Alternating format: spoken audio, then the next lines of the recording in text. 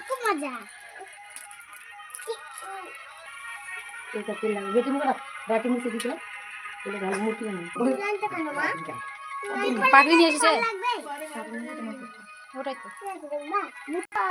হ্যাঁ পাগড়ি সরো না কত বড় না কেমন করে